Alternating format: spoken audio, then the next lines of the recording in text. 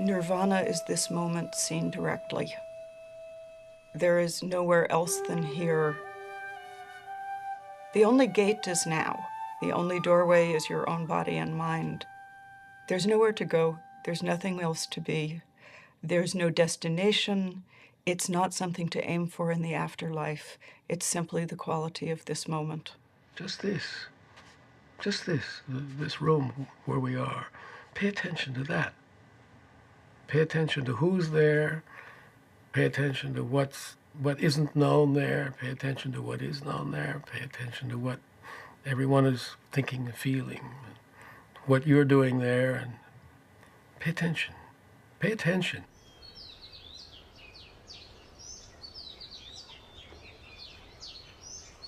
For weeks, the Buddha remained near the Bodhi tree, peaceful and serene. He was tempted to retire into a profound solitude, instead of trying to teach others what it had taken him 6 long years to discover for himself. He wants to stay there. He's very happy. He doesn't want to go out. He says to himself, no one is going to understand this. You know, people are going to think I'm crazy. They're going to think I'm nuts. Buddha saw the nature of the people. Envy and jealousy and strong negative mental states. All the people in the world, they are like the fishes wriggling in the very shallow water. So Buddha, he himself, afraid to teach the people.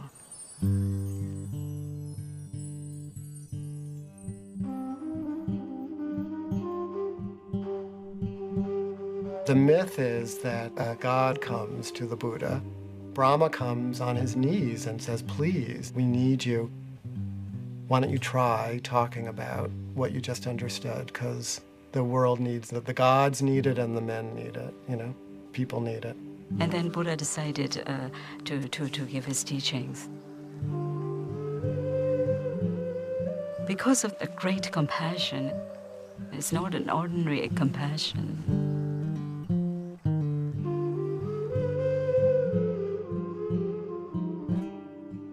When you feel the feelings of others, you automatically don't want them to feel bad. You feel the feeling of your hand, you don't put it in the oven. I mean, you're not being compassionate to your hand, you just feel the pain, so you're not going to put it there. So you feel others' pain, you're going to do your best to help them alleviate it. When somebody becomes enlightened, something blooms in his heart. It's like a flower blooms, and it cannot hold the fragrance. It has to naturally release. So it's like he naturally had to release his radiance. He has to share this joy that was in his heart. 35 years old, the Buddha would devote the rest of his life to bringing his teachings, the Dharma, the fundamental laws of all things, into the world. But as he had feared, it would not be easy. As he set off to share what he had learned, he met a wandering ascetic. "Who is your guru?" the ascetic asked him. The Buddha said he had no guru, that he had attained enlightenment on his own. "It may be so," the ascetic said, and walked away. On his first attempt to teach, the Buddha had failed. Buddha meets someone who doesn't see anything special about him, because the awakened Buddha doesn't look any different from anybody else. He is ordinary. Buddhism is not about being special. Buddhism is about being ordinary. And it is not about the continual exudation of bliss. It is about walking a normal human life with normal human beings, doing normal human things. And this reminds you that you yourself might be a Buddha.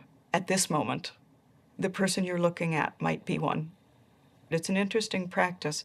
Just each person you see as you walk down the street, Buddha, Buddha, Buddha, Buddha, Buddha.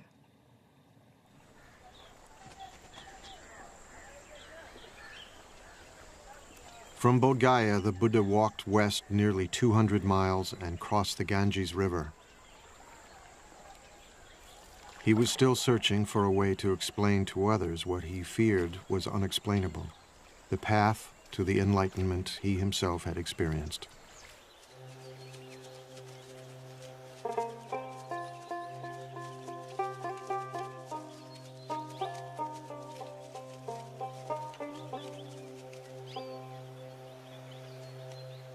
In a deer park in Sarnath, not far from the Ganges, he would try again.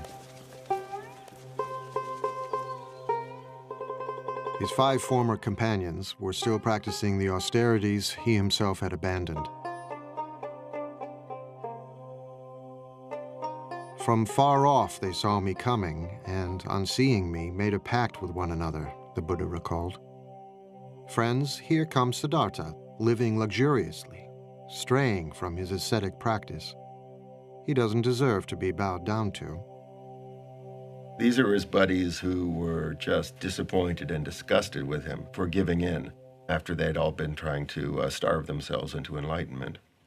So they're a little distrustful at the beginning. They refer to him as an equal, and he then tells them, no, that's not the term you should use when you refer to a Tathagata, to a being who's gone beyond.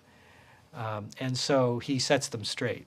And they then become the first people to hear the content of what he realized under the Bodhi tree. His first teaching would later be called Setting in Motion the Wheel of the Dharma, because it brought the Buddha's message into the world for the first time.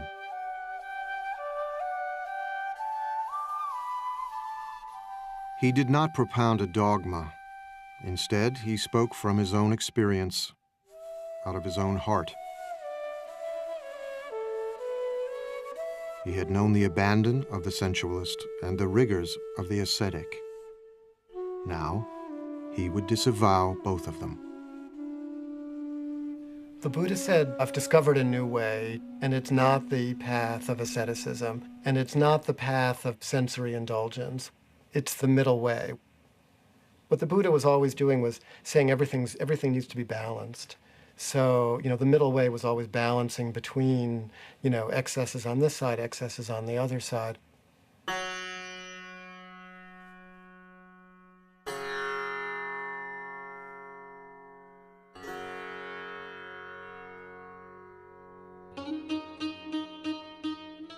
Fair goes the dancing when the sitar is tuned. Tune us the sitar, neither high nor low, and we will dance away the hearts of men.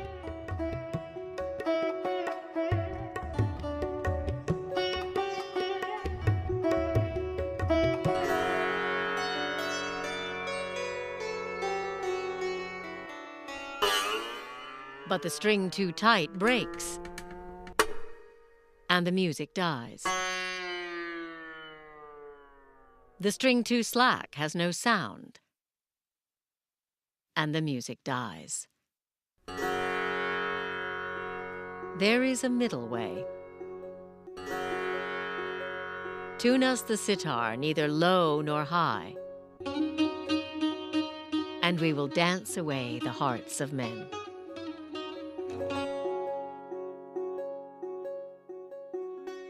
The path to enlightenment lay along the middle way, the Buddha taught, and the ascetics listened. Now he would answer the question that 6 years before had provoked his spiritual journey, the question of suffering. Buddhists don't have a creation story. There is no creator deity. It's not really of interest. It's not an issue. What's of interest is the problem of human suffering and the solution to human suffering. Pretty much everything else, right, is beside the point. The Buddha's analysis of suffering came in the form of what have come to be called the Four Noble Truths. There is no commandments or anything. The first noble truth is that there is suffering in this world. Generally, this suffering has been mistranslated. Suffering is not entirely accurate to the word that the Buddha probably used. It means something closer to dissatisfaction, that, we're never quite happy, and if we are, that's gone in an instant anyhow. And he says that this suffering, this unsatisfactoriness, doesn't arise by itself. It has causes. Our own mind causes it.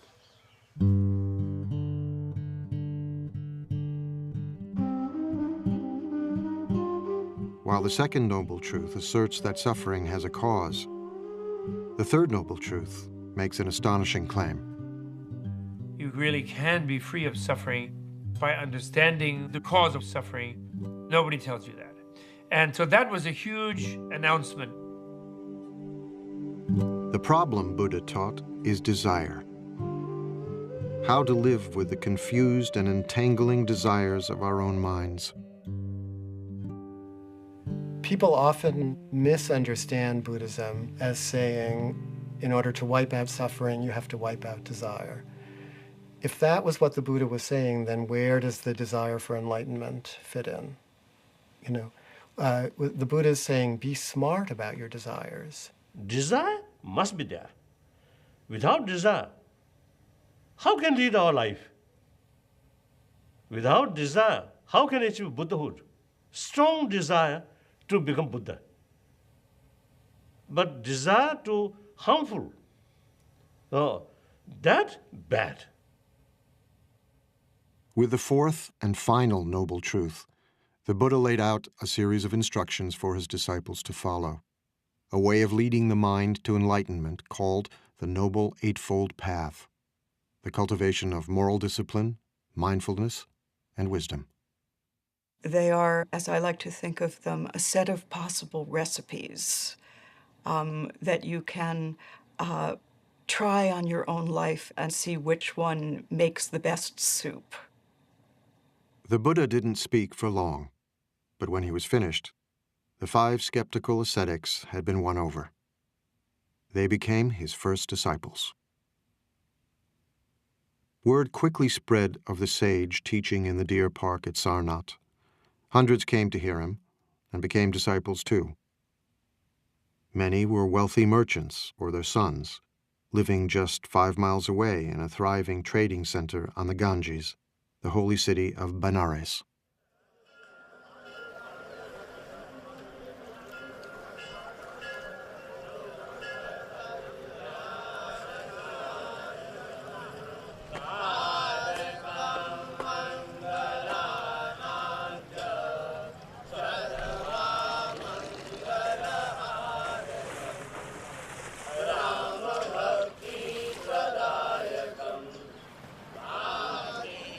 Today, Benares is the most sacred city in all of India, as it has been for millennia.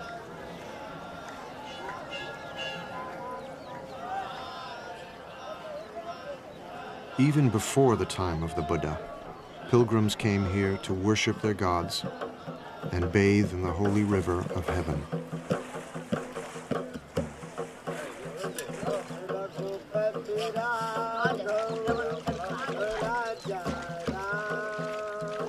You see people purifying themselves, bathing in the Ganges. You see priests performing rituals.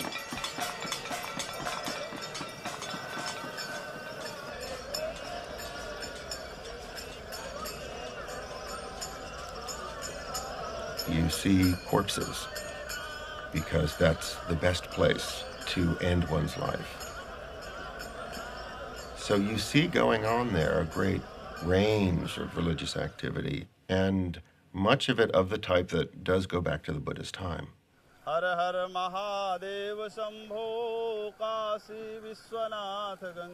Many of today's sacred ceremonies on the Ganges echo the ancient practices of the Vedic priests, the Brahmins.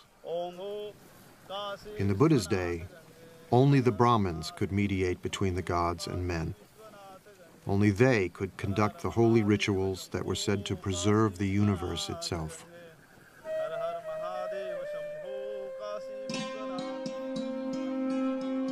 The Brahmin priests stood at the pinnacle of a rigid social hierarchy, a sacred system of caste. Beneath them were the warriors, the caste to which the Buddha belonged. Below them were farmers. At the bottom were the servants, and still lower, outcasts. Those social groups are not merely social conventions, but rather they're hardwired into the nature of the universe. You're supposed to stay in that group, and the survival of society depends upon your continuing to perform the function associated with that social status. Caste was irrelevant to the Buddha. So were priestly rituals to preserve the universe. His teachings focused on the universe within. The Buddha said you could be from any caste. What makes you noble is if you understand reality. You know, if you're a good person, if you're a wise person, then you're noble.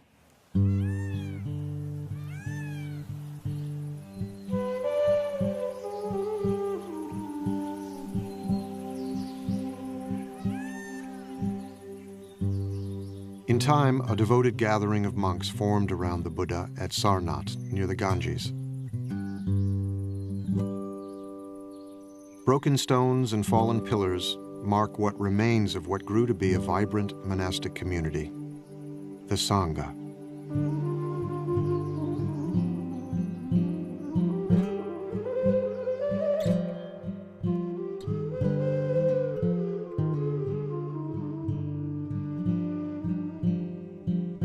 It took the Buddha many, many years to find his way, but he didn't want it to be so hard for people. And so he established a community who could live together and help one another.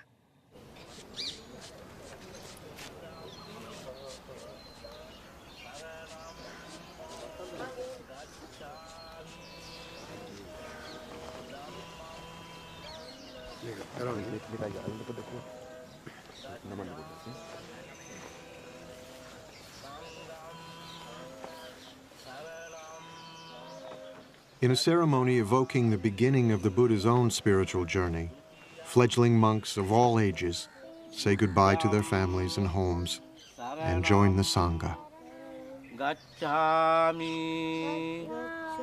dutiyampi dhammam saranam gacchami. I go to the refuge of the Buddha, I go to the refuge of the Dhamma, and I go to the refuge of the Sangha. Sanghang saranang gacchami. The Sangha is an embodiment of Buddha's experiential wisdom. What happens if people practice this thing? Are they truly happy or not? Are they joyful or not? So I think Buddha wanted to also leave a perfect example of his teaching, an alive teaching, a teaching that walks, a teaching that can talk, a teaching that can laugh. So I would say Sangha is just like a living example of Buddha's teaching.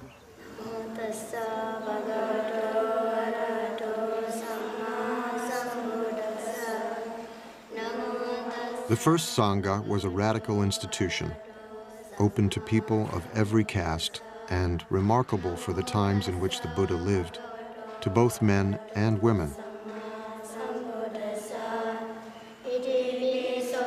The Buddha was part of a culture deeply suspicious of women. The attitude towards women at the time was very critical, and many things were impossible for them.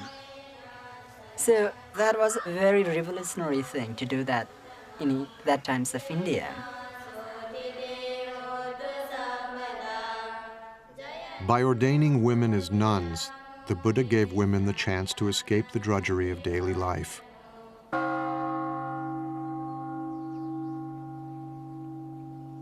Life was so hard for most women that entering the Sangha was a liberation, as we know from their ecstatic, heart-rending poems. So freed, so thoroughly freed am I from my pestle, my shameless husband and his sunshade making, my moldy old pot with its water snake smell. Aversion and passion I cut with a chop. Having come to the foot of a tree, I meditate, absorbed in the bliss. What bliss?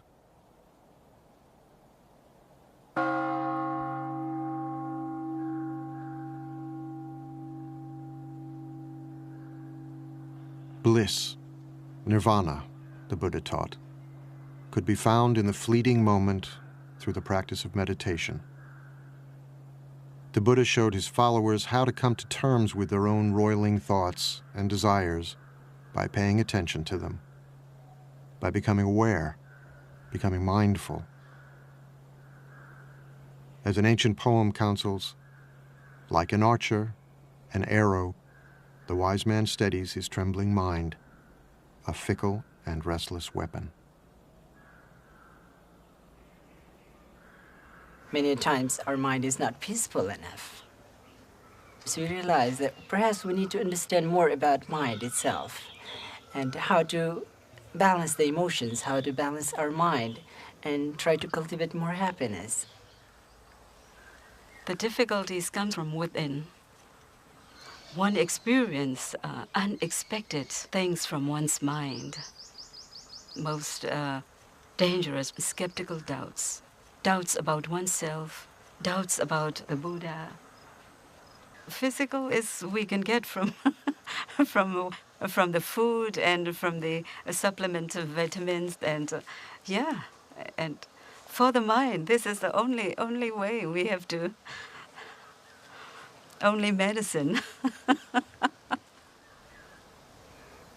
Meditation is not about getting rid of anger, getting rid of lust, or getting rid of jealousy. Even while becoming monk, often we experience angers. It happens. It often happens when people start teasing you like a shaven, bald-headed person. But it gives a good chance for us to realize that, okay, let's see, this anger arises. What is it? What most often happens in our ordinary life is that whenever we experience these emotions, we get stuck into it. It starts twisting us. But Buddhism is going through inside it and getting out of it peacefully. And I think that gives us more joy. And that makes human life more full, more around. It's not like we are not living in partial truth, but it's like whole of things together. It takes time to comprehend this. And then, by practicing again and again, the practitioner becomes very balanced, and one reaches a state of very strong equanimity. Equanimity towards the physical and mental objects. And this is the base camp for the summit. Enlightenment.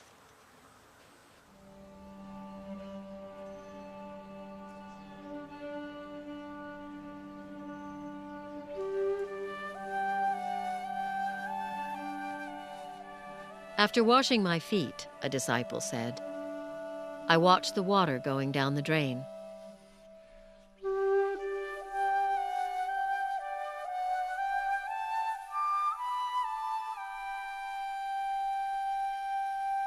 I am calm. I control my mind like a noble thoroughbred horse.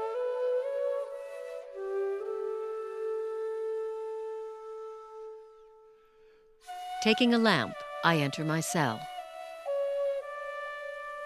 Thinking of sleep, I sit on my bed. I touch the wick, the lamp goes out. Nirvana. My mind is freed.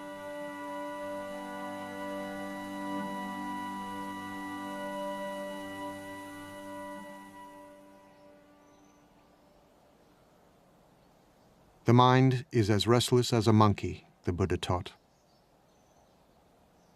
Who you are, what you think of as yourself, is constantly changing.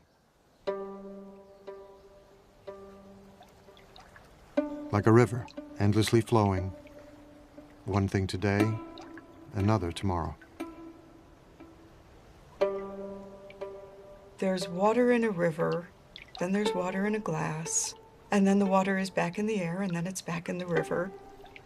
The water's there, but what is it?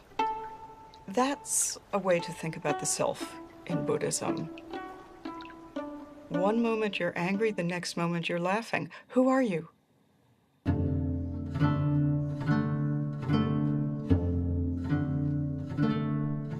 A seed becomes a plant.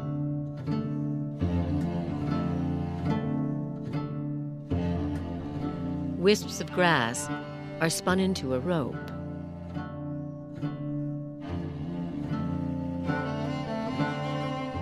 A trickling stream turns into a river.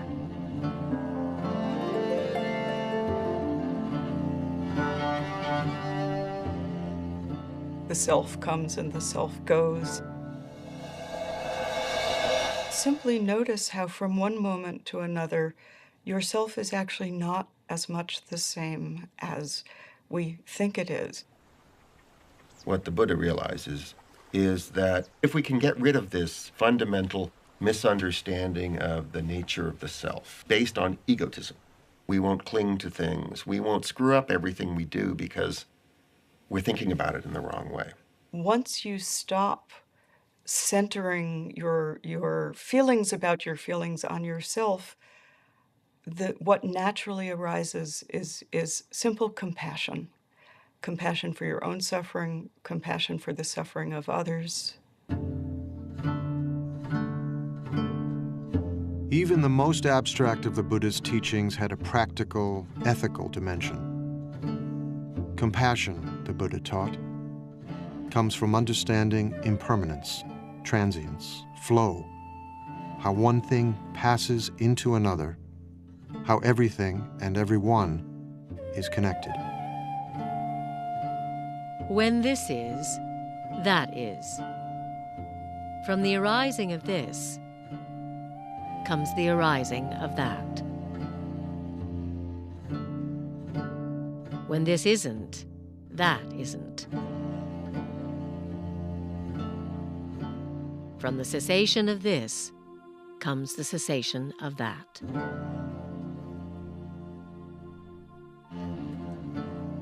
This is always connected to that. Everything is connected to everything else. You never live by yourself. You live always within a family, a society, a culture. You constantly interact with other people all the time. So our happiness depends on their happiness as well. How can we be happy if we are the only one happy in just an island of happiness within an ocean of misery? Of course, that's not possible. Compassion stirred the Buddha to send his monks out into the community. Sworn to chastity and poverty, they wandered the roads, bringing the Buddha's teachings into the world.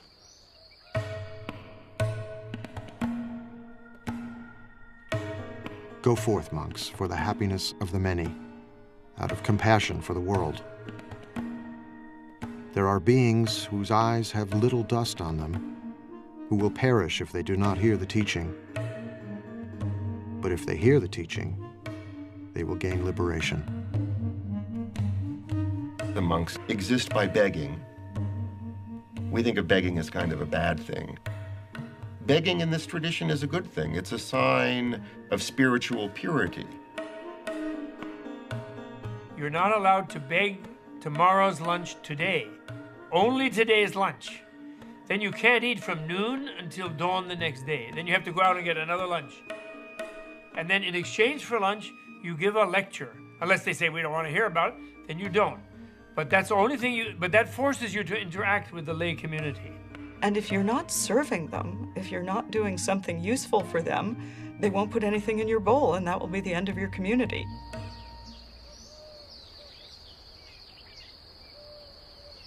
The Buddha himself wandered across northeast India, teaching and gathering new disciples everywhere he went. You didn't have to become a monk or a nun to become a Buddhist. The Buddha's teachings were for everyone.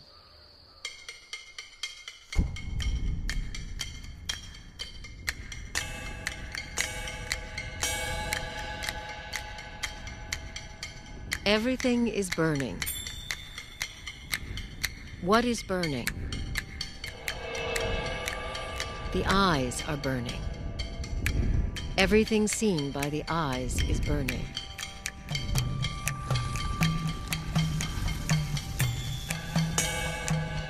The ears are burning.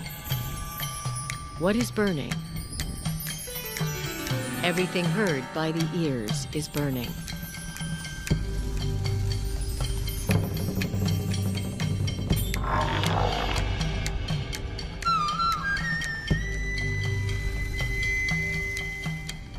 The nose is burning. Smells are ablaze.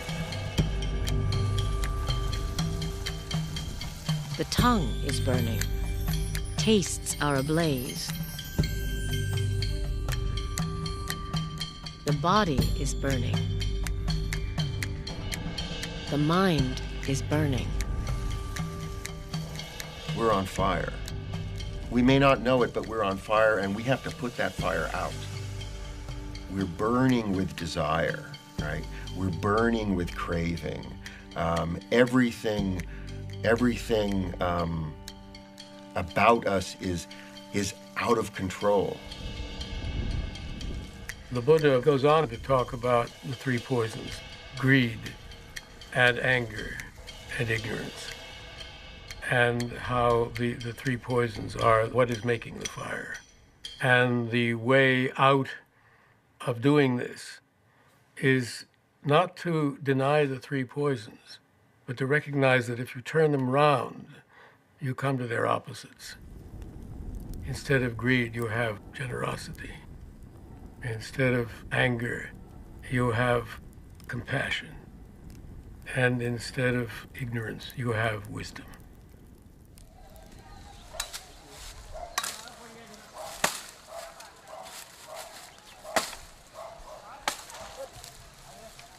I can give my teachings in brief, the Buddha said. I can teach in detail. It is those who understand that are hard to find. There are stories of people coming to the Buddha and saying, I am leaving your teaching because you have not told me about whether there is a life after death or whether there is another world. And the Buddha says, did I ever say that I would give you the answer to these things? No, Lord, you didn't. Why do you think that I never said that I would give you the answer to these things? Because these are not the things that you need to know. The thing that you need to know is how to deal with suffering. Because at this very moment, what made you ask that question was suffering. The Buddha was, above all, a pragmatist. He did not expect his followers to agree with everything he said. He encouraged them to debate and argue, to challenge him.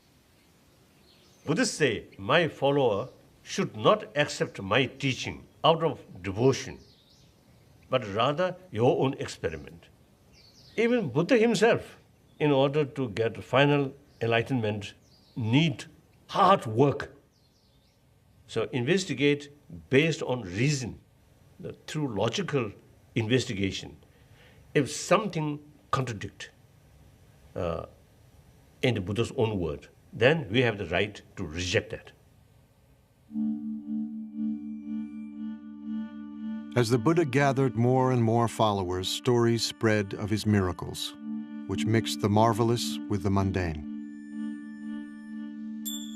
One story tells how 500 pieces of firewood split at the Buddha's command.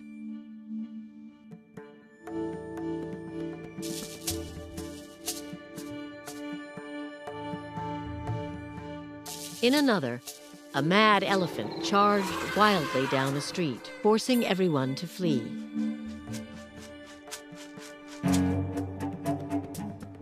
Only the Buddha remained, quietly waiting. The elephant, overcome by the Buddha's radiant kindness, knelt before him, and the Buddha patted his leathery trunk. What is the meaning of miracle? Miracle is something unexpected, I think 100 years ago, jumbo jets or some of these really computers or these, I think in their eye, this is something miracle.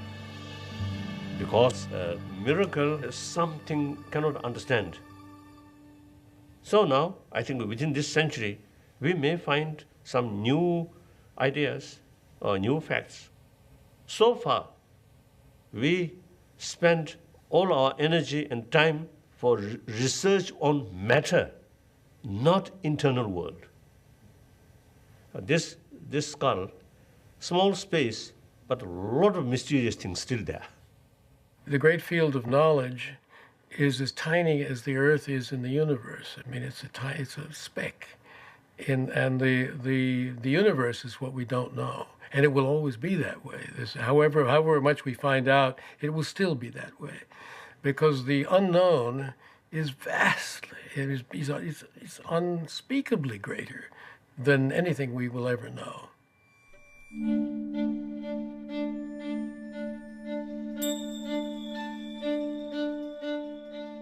In one of the most storied miracles, the Buddha strode on a jeweled walkway suspended in midair,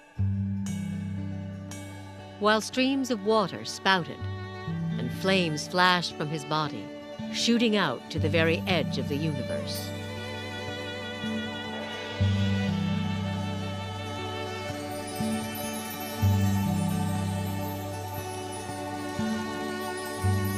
And as the Buddha sat on a lotus flower giving his teachings, he replicated himself, filling the sky with multitudes of Buddhas for all to see and wonder.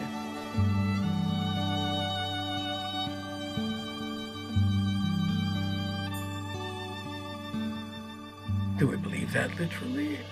Does it matter whether we believe it literally? What many of those miraculous stories are about is the sheer wonder of it all.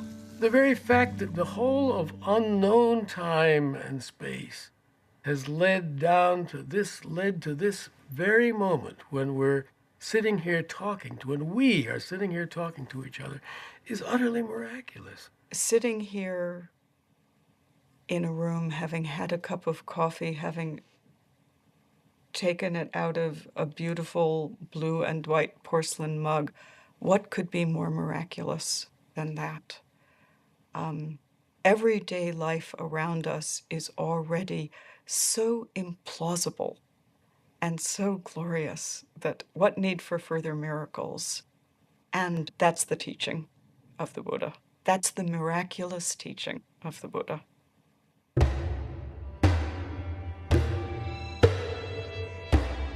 Violence, the Buddha taught, always leads to more violence. To the slayer comes a slayer. To the conqueror comes a conqueror. He who plunders is plundered in turn. War was endemic in the Buddha's age, ravaging northeast India again and again. Although kings and their ministers sought his counsel, the Buddha offered no grand political vision. He was powerless to stop the killing and the fighting. Even the men, women, and children of his former kingdom were massacred by a marauding king, forced into pits and trampled by elephants.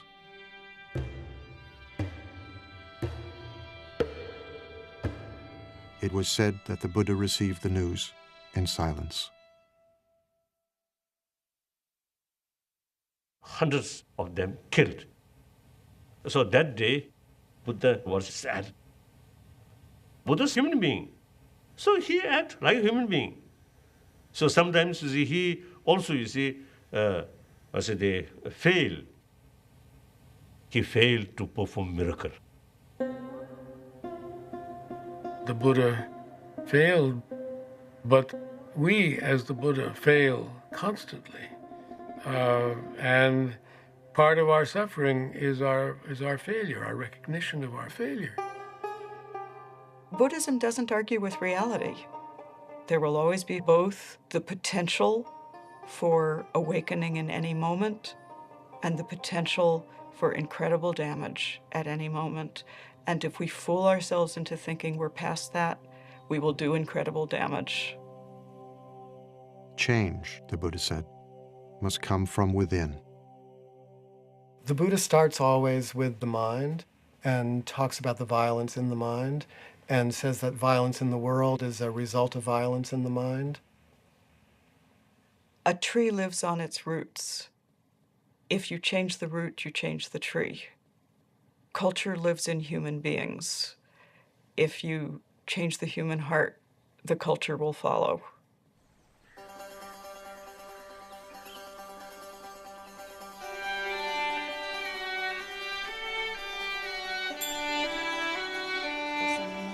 For decades, the Buddha shared his teachings all across northeastern India. Let all beings be happy, he taught, weak or strong, great or small. Let us cherish all creatures as a mother her only child. Barefoot in his robes, he was still walking the roads when he was 80, but old age was upon him. His back hurt, his stomach was often in pain. I am old, worn out, he told a trusted disciple, like a dilapidated cart held together with thin straps.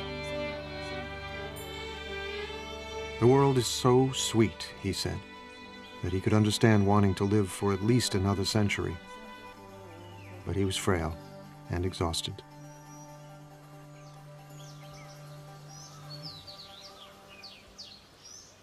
He became ill near Kushinagara, a remote village near the border of Nepal, when he was offered a meal which would prove deadly. The food was spoiled.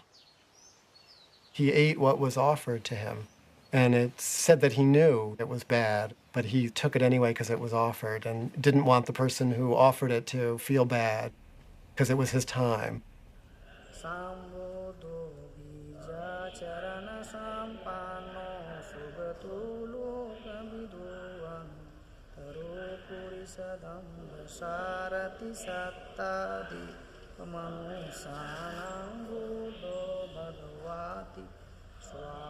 Today, Kushinagara is revered by pilgrims as the place where the Buddha finally left the world.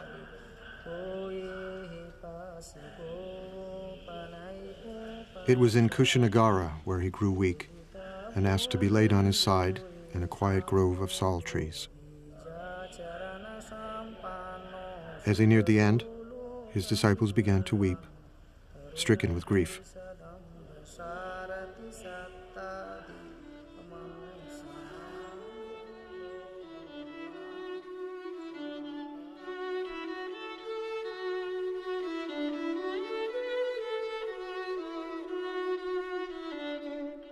But the Buddha reassured them. All things change, he said. Whatever is born is subject to decay. He's saying this is a natural process. He tells his disciples, use this time, use the energy here, even this, for your own awakening. So he used even his own death and their sadness as a time to remind them of what their real task was.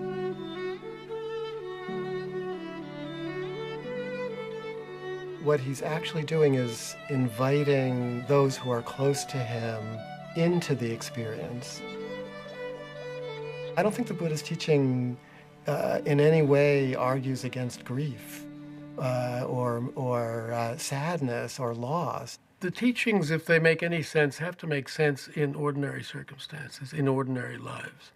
And in ordinary lives, we grieve when we lose. We grieve. When it hurts, we say, ouch.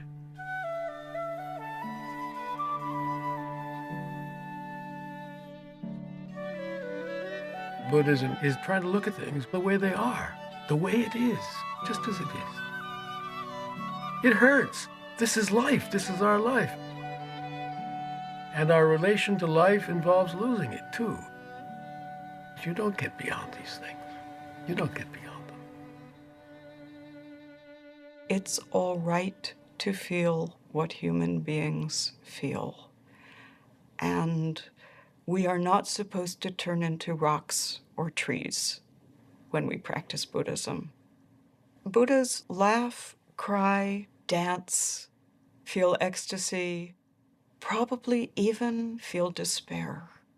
It is how we know the world. It is how we live inside of our hearts and not dissociated from them.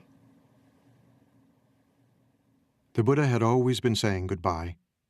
Now he prepared to leave the earth forever. He would never be reborn, never die again. It may be that after I'm gone, the Buddha told his disciples, that some of you will think, now we have no teacher. But that is not how you should see it. Let the Dharma and the discipline that I have taught you be your teacher. All individual things pass away. Strive on, untiringly. These were the Buddha's last words.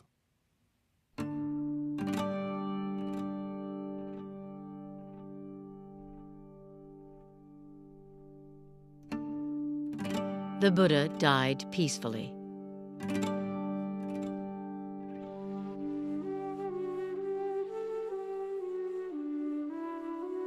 His head was pointed to the north, his face to the west.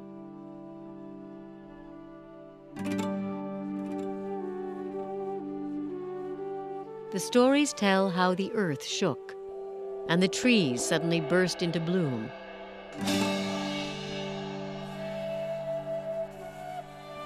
Their petals falling gently on his still body, falling out of reverence.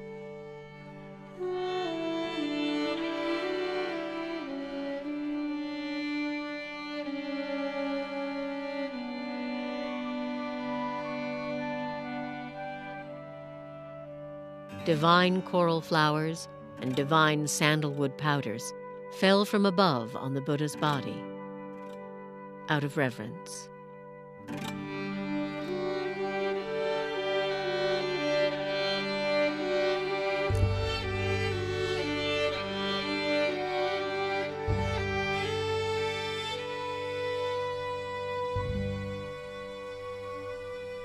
His disciples were quite upset. What are we going to do without our teacher? We will be lost without our teacher. But his instruction was so simple and so clear. I am not your light. I am not your authority. You've been with me a long time now. Be your own light.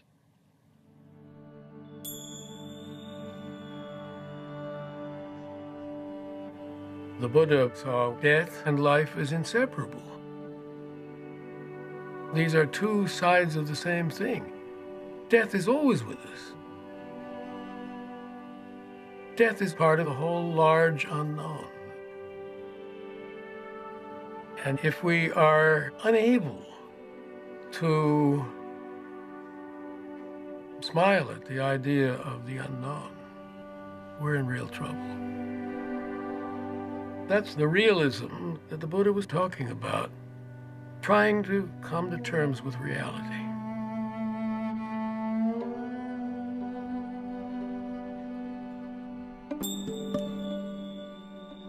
When he was 29 and still Prince Siddhartha, the Buddha had left his wife, child, and family to try and understand the nature of suffering.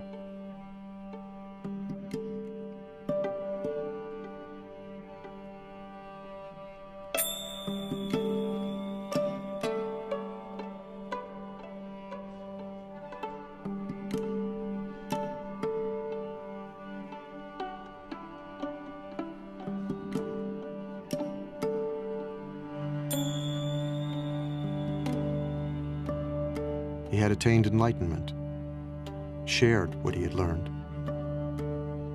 and left a path for others to follow.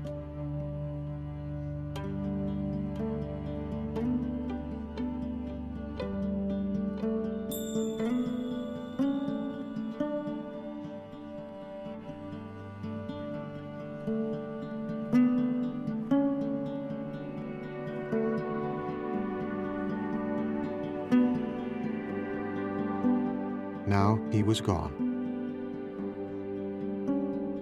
But before he died, he had asked his followers to remember him by making pilgrimage to the place of his death, to where he gave his first teachings,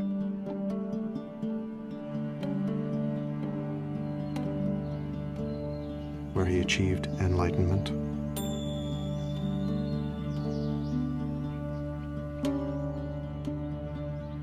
and where he was born.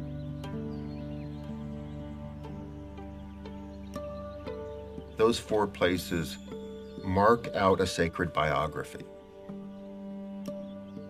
And in tracing that pilgrimage route, you are learning the story of that life.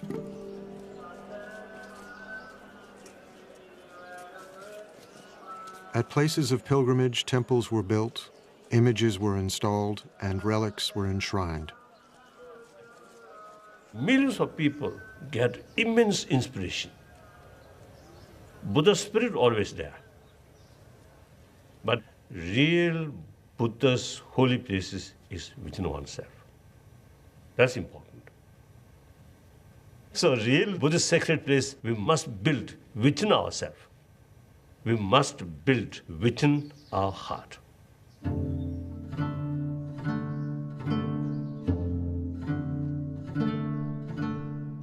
Although the Buddha had predicted that his teachings, like everything else, would in time disappear, Buddhism flourished in India for 1,500 years.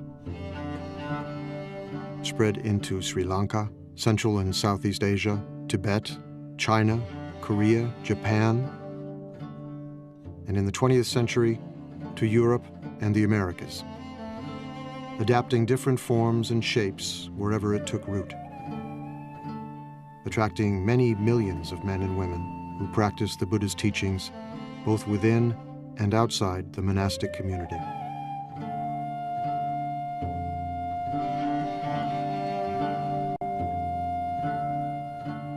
But everywhere, and in every age, the essence of the story remains the same.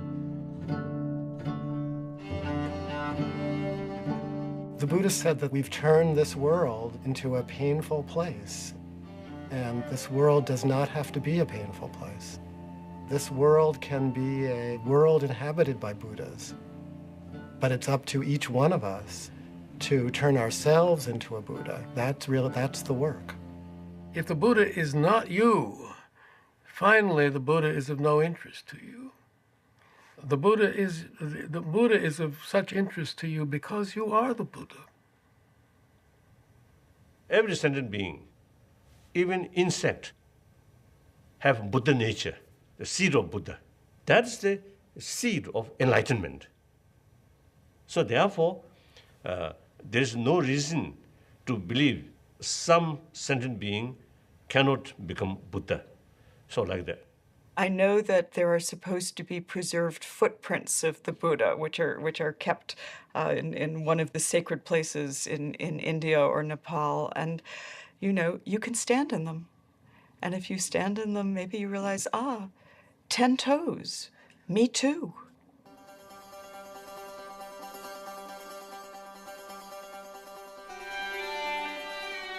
There is a story of a Brahmin who one day found the Buddha under a tree, calmly meditating. The Buddha's mind was still. He radiated such power and strength that the Brahmin was reminded of a tusker elephant.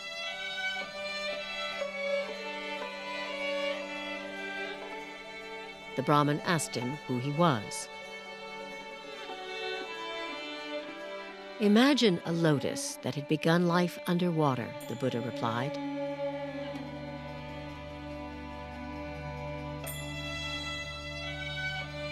But grew and rose above the surface until it stood free.